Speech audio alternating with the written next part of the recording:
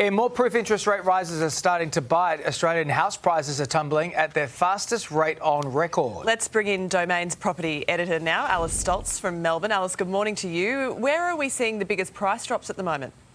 Good morning, guys. Well, look, around the country, and based on the latest Domain data, we saw the combined capital city house price decline $66,000 from where it was at its peak in March last year.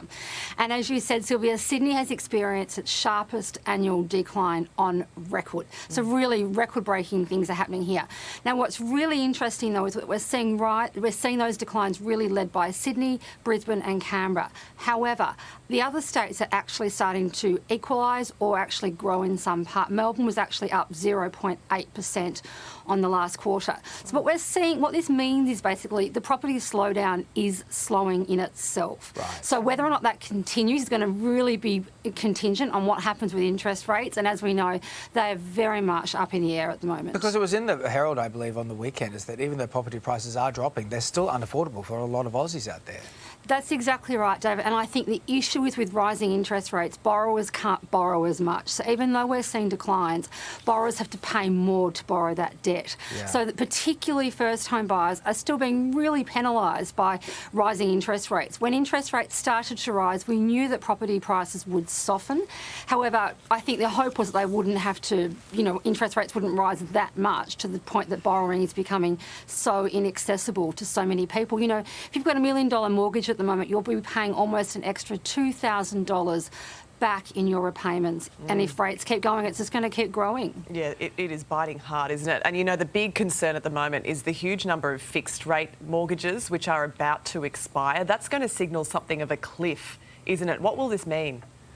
Yeah, so that's right. So basically, so many people bought and had this amazingly low fixed mortgage rate. Now, that is probably going to come up for renewal for most people around mid this year. And that's this cliff that people are sort of, I suppose, staring down the barrel of, many people, and how they're going to suddenly have to go from a fixed rate to a variable rate. Now, with rates set to probably almost definitely increase next week, potentially the month after, and Deutsche Bank have said potentially 2 more following that, you can really see the shock to the system that's going to apply to particularly people who are going off a more joyous fixed rate of around 2% to what could end up being 4.1%. Just quickly, in other news, Australia's rental market is still in crisis. We're seeing those long lines right across the country. Once we get more students coming in as well, that's going to get worse. Do you see any relief for renters on the horizon?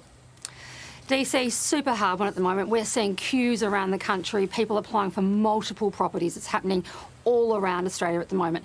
The only good news I can offer is we see peak supply hit the market this month, so hopefully we're going to see a bit of easing there.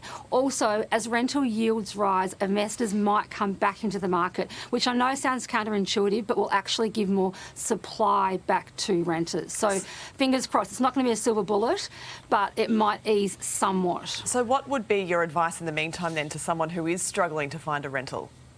Look, this is sort of old-fashioned advice, I think, but have a really great, impeccable rental history. Pay your rent on time.